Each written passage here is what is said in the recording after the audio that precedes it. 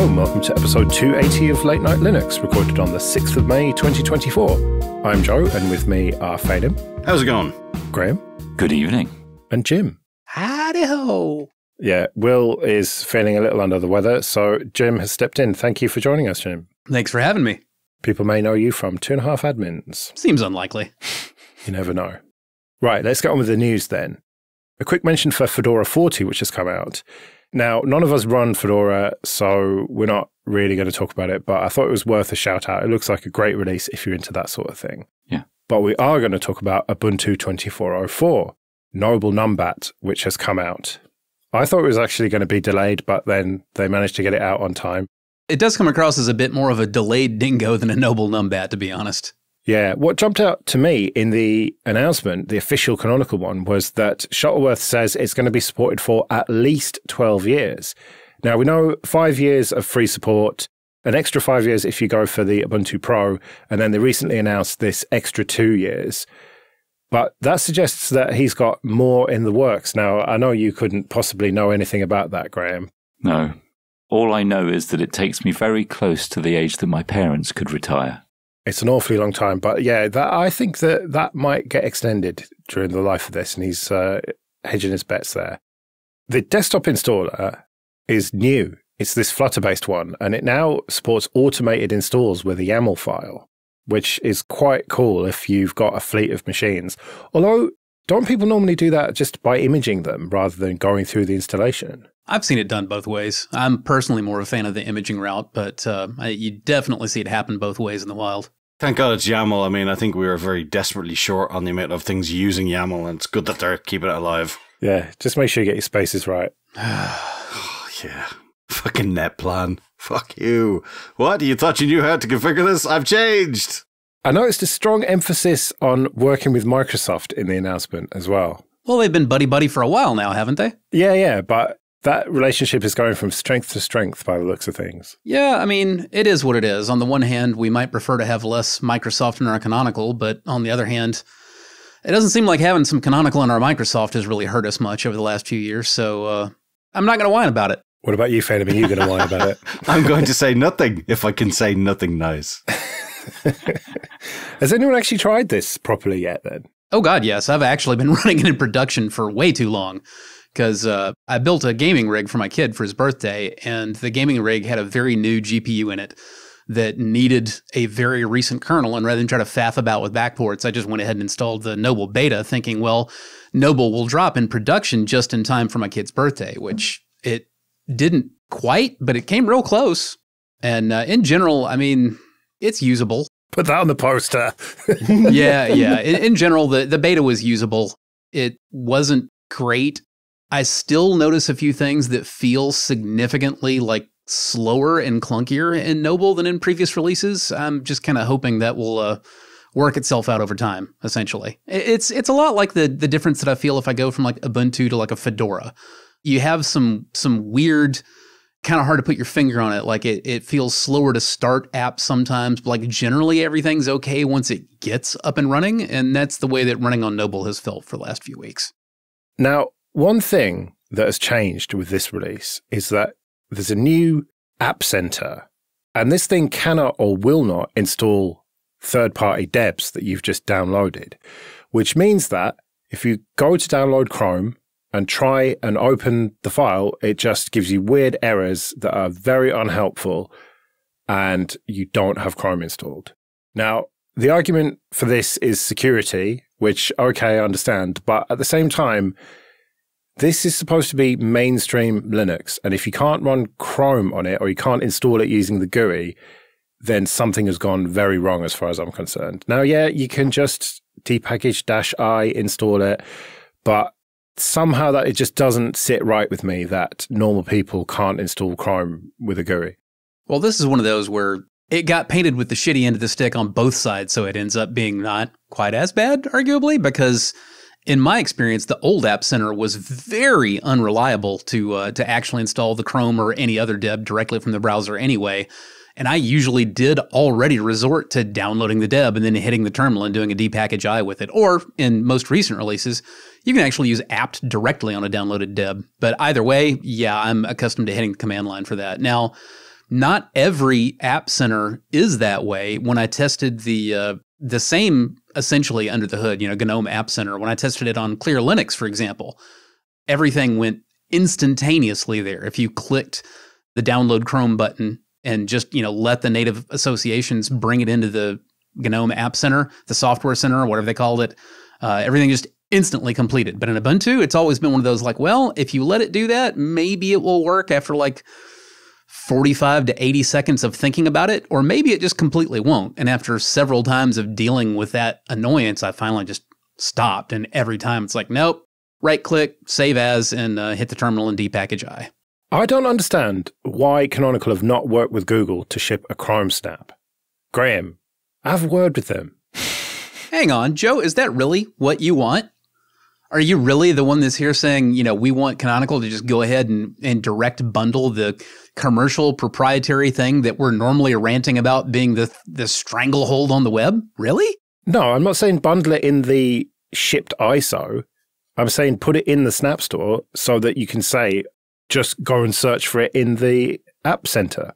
I thought half the point of shifting everything to Snaps was Canonical not wanting to have to be the ones to do the packaging and expecting everybody else to just do it for them. I don't know about that. I think it's more about being able to just package it once and then it'll just work across all the distros that Snaps work on. I just seem to recall it being supposedly a very big selling point that Mozilla was supposedly doing the vast majority of the packaging on those Firefox snaps that did not perform as well as anybody expected them to. If you remember that whole fiasco. Well, I'm still using the snap and it's fine. Well, it's gotten better than it was. It's still not completely fine, but I will grant you it is enormously better than it was for over a year in production. Yeah.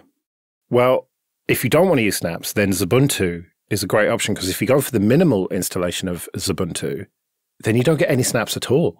You do get Snapd, but it does feel like a, I don't know, a fuck you to Canonical maybe.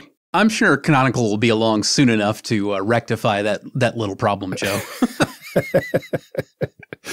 But all you have to do is just purge Snapd and then you've got a completely snapless Ubuntu. But you've got no browser and no LibreOffice and no basically anything on the minimal Ubuntu. But it's a nice option. At some point, you have to ask yourself why you're not just installing Debian and being done with it. Yeah, true. Honestly, I keep thinking more and more about trying to go back to Debian lately because I went from Debian to Ubuntu because Ubuntu made life an awful lot easier than Debian did. And it's getting to the point that I'm no longer convinced that's going to be the case. Nothing's going to answer that for sure other than like really actually trying it and finding out. But yeah, it's just gotten to the point that I feel like I'm fighting so much cruft in Ubuntu that I wonder, like, would it be easier to go back to the Debian way and add in the bits I want that weren't there rather than sticking with the Canonical way, which is try to deal with the bits that you don't want? Phelim just laughs in KDE Neon. Pretty much, yeah. I mean, I have to say, I like the way Neon does it. I do like the extra work that the Canonical teams put into security, whatever. There's a lot more eyeballs that are getting paid day in, day out to do that work. Would I like to see Debian become the new base of it? I'm not sure. I don't know. I do like the fact that the KDE parts are the bits that show up quickly and the rest of it doesn't. And I'm totally fine with that. That and the Firefox, well, it's a PPA for Neon, so I don't have any issue with the browser because I'm not using the snap for it. But, I don't know, it's just the right mix for me. And I don't want that to change. I do think it was a shame that we couldn't get Plasma 6 in Kubuntu or as in official packages. I mean, I understand there's a cutoff, but I mean, that would have been great. Yeah, and it's going to be an awful job for them to try and fix that as well. Like, I don't know if they're going to backport it. That seems like that'd be a bit of a scary backport, but maybe they can. Yeah, but otherwise you're waiting 2 years at this point. And let's face it, Plasma 5 was already well ropey on the end of the supported releases at that point. Surely you mean stable? No. I'm thinking it's far past that point at this point. Tried and tested. Tried and tested, yeah, okay. I feel like when Phelim says something about KDE is bad, you don't ask any more questions. You just say, oh, okay. Noted. I am a very sorry, shit, I've even given it away now. I'm very unbiased. God damn it. Going back to App Center, that has a serious name clash with Elementary OS's App Center, which is one word. And I feel like they must have known about that. And it's a shit thing to do because Elementary is like built their whole thing around App Center and selling apps in it. Well, then they should have given it a more unique name that was trademarkable instead of something completely generic like App Center. There are only so many ways to say Software Center or App Center without coming up with a name that isn't just descriptive. Canonical could have spelt it right, though, to be fair. What does that mean? Instead of ER, they could have spelled it the British way. RE. I didn't notice that because in general, Canonical uses British English for everything. Yeah, like the flavours have got a U in them. Well, all of our documentation is British English. So it's very odd that it's centre with an ER, but there you go. From this American's perspective, I would say Canonical is about 50-50 down the middle with when they spell things American or British. We talked about this on 2.5 Admins, so we shouldn't spend too long on it, but ZFS on root is back with this version of Ubuntu. But you don't recommend it, Jim? No, I don't. If you want ZFS on root, there are way better ways to get it. The big one being ZFS boot menu. It's a little bit more of a pain in the butt to do the initial installation the ZFS boot menu way because, you do have to drop to a shell and chroot into your installer and, do all that kind of monkeying around. But when you're done, you're left with a system that boots really cleanly and has a really nice boot environment. And there aren't any ugly, jagged edges left around to cut yourself on. And that just really isn't the case with ZSys, Canonical's way of, getting grub to boot ZFS. There are quite a few things that were just sort of left undone or not entirely thought out. And it seems to me that Canonical just sort of abandoned it half-cooked and put the devs who are working on it onto other things, whether they liked it or not. So all in all, a great release then, eh? Being fair talking about Canonical and ZFS, it's still worth mentioning that Ubuntu is very much still a first-class citizen if you want to have ZFS on Linux, including root, just because that you don't have to, faff about with any DKMS nonsense. You can literally just install it from packages in the repo with like first-class support directly from the distribution, and that's pretty hard to come by in the Linux world these days. There's your reason not to use Debian there, I suppose, because that would be DKMS at that point. Exactly, yeah. It is. Debian is generally considered a top-tier platform if you're going to do DKMS-based ZFS. But yeah, you're right. If you don't want to do DKMS, then Debian's right out. Honestly, basically anything but Ubuntu is right out because either you're doing DKMS or you're building your own packages and populating your own repository manually. So yeah, it's either really DKMS, Ubuntu, or FreeBSD. No, take that last one off. You don't need that. Okay, this episode is sponsored by Kolide. When you go through airport security, there's one line where the TSA agent checks your ID and another where a machine scans your bag. The same thing happens in enterprise security, but instead of passengers and luggage, it's end users and their devices. These days, most companies are pretty good at the first part of the equation, where they check user identity, but user devices can roll right through authentication without getting inspected at all. In fact, a huge percentage of companies allow unmanaged, untrusted devices to access their data. That means an employee can log in from a laptop that has its firewall turned off and hasn't been updated in 6 months. Or worse, that laptop might belong to a bad actor using employee credentials. Kolide finally solves the device trust problem. Kolide ensures that no device can log into your Okta-protected apps unless it passes your security checks. Plus, you can use Kolide on devices without MDM, like your Linux fleet, contractor devices, and every BYOD phone and laptop in your company. So support the show and go to kolide.com/late-night-linux to watch a demo and see how it works. That's KOLIDE.com/late-night-linux. On to a bit of admin then. First of all, thank you everyone who supports us with PayPal and Patreon. We really do appreciate that. If you want to join those people, you can go to late-night-linux.com/support. And remember that for various amounts on Patreon, you can get an advert-free RSS feed of either just this show or all the shows in the Late Night Linux family. And if you want to get in contact, you can email show@latenightlinux.com. Linux can finally run your car's safety systems and driver assistance features. This is a piece on Ars Technica about a new distro called EB Corbus Linux for Safety Applications. Great name. But this is from a company called Electrobit, who have been working with Canonical on it. And the bottom line is that it brings together loads of the bits of modern vehicles into one system, rather than them being just loads of disparate systems. Well, it's not quite that simple. The way it's supposed to work is rather than having hundreds of microcontrollers on a CAN bus, essentially all operating as peers, you're going to have one or more. They're calling them domain controllers that basically group together these nodes and get information from them and have a more modern networking approach. I just wish they hadn't decided to name them domain controllers.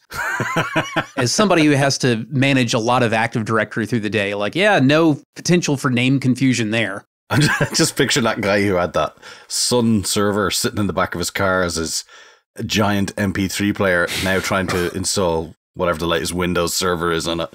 I need to get my domain controller sorted out. But this sounds like it could be a good earner for Canonical potentially, because the auto industry is quite big. It is, and it could be. It just remains to see, how much traction they get with the various vendors. You had the lighthearted gripe about, it's a great name, EB Core Boss Linux for safety applications. But that's the thing about a distro that literally nobody but a major car manufacturer ever would, need to install or manage. You don't have to do a whole lot of branding on that. Yeah. What I like about this is the potential that it could open up the system. Everything's just so closed now, and with us knowing that at least there are Linux components potentially in your car, in theory, we could understand some of the protocols being used and we could get access to them.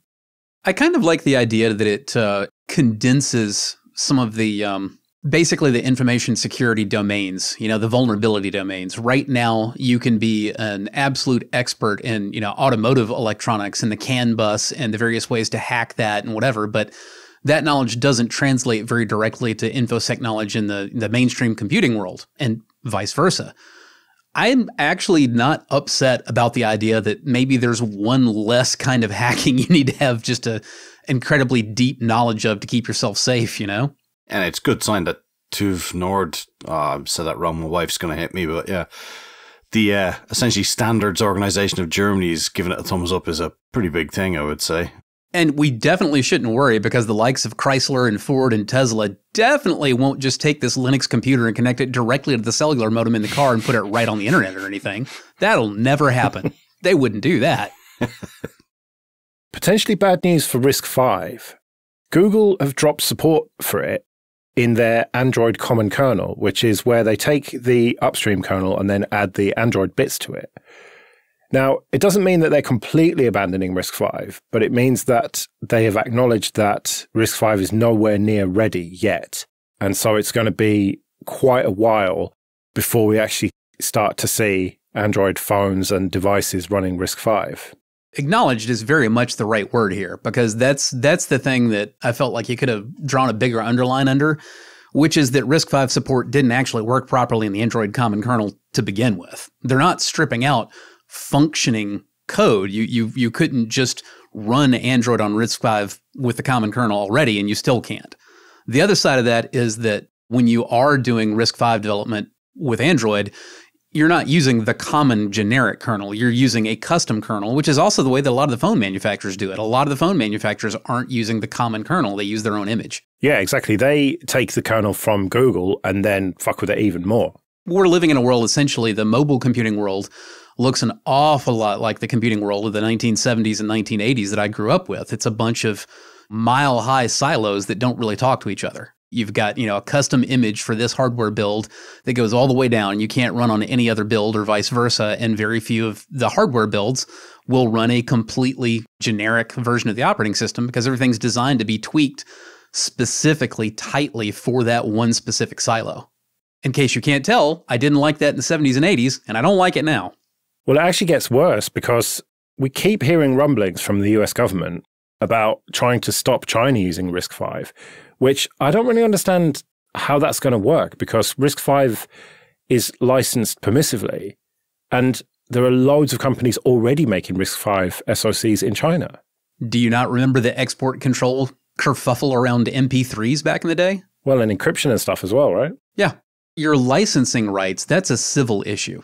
You can set those all you like, but when the United States government puts an export ban on a piece of technology, you don't have any rights anymore as far as that goes. I mean, you are a United States citizen and the government has said, nope, you don't have that right. You can't send that out there. And usually when they do those export bans on anything software related, it's absolute nonsense. And they're doing it long after whoever they don't like already has the technology in question and cannot possibly get hurt from that ban. So it's just political bullshit then? Yeah, it's kabuki. when we had the export ban on, like you said, cryptographic stuff, but like OpenVPN had been out in the wild for years before that technology got export banned. So it's like, what purpose is this serving? Or, you look at when DCSS got banned and, people were like walking around with T-shirts with the source code to it printed on it. Just because it's stupid and you can't do it will not stop United States politicians. Imagine, though, it would stop, say, a company like Huawei maybe trying to sell a RISC-V phone back into the US, though. Oh, yeah. Sure. It's not going to stop Huawei from selling it in China, though. And it's not going to stop Huawei from, if that phone does really well in China, getting footholds, in all the rest of the world. And you keep doing that, and you keep doing that, and that's how you make your own country a benighted backwater that doesn't have access to any of the good stuff. And over here, within the glorious confines of the United States of America, we tend to believe we have all the best of everything, and it's about keeping everybody else from getting the good stuff we have. But it doesn't always work that way. And this personal American is well aware of that and concerned about all this xenophobia. Sounds an awful lot like Brexit Britain to me, Jim. Yeah, well, the apple did not fall far from that particular shitty tree. Which way round is that? Indeed. Amarok 3.0 Castaway released. What? Amarok? That's that media player that everyone raved about 20 years ago, isn't it? Well, I'll tell you, I installed it and it's brilliant, and I missed it so much and I didn't realize how much I missed it. Except I did something funky with my database that I was trying to import. It runs its own DB to store all the stuff, but it's so nice to see it again. And my config file that has clearly been there for the last God knows how many, probably decades at this point, worked fine, and then took away the middle center Wikipedia panel because I was just literally wasting the entire day playing a track and then following the band history through the 70s, 80s, 90s and 2000s, and getting no work done essentially. So yeah, it's good. So they are on Qt5 and Frameworks 5 right now, but the process to get up to 6 should be an awful lot easier than what they had to go through to get up to 5. And I think pretty much the Plasma 6 rollout has been really good. I mean, they will have a lot more work to do, but it's kind of good to see this come back to life again. Because, I mean, there's nothing wrong with it. It just festered and died through, being abandoned or not developed as much as it used to be. And I don't know, I kind of miss it. I like that Excel sheet media player. If you've got a lot of music and you want to search through it, the format works. I mean, yeah.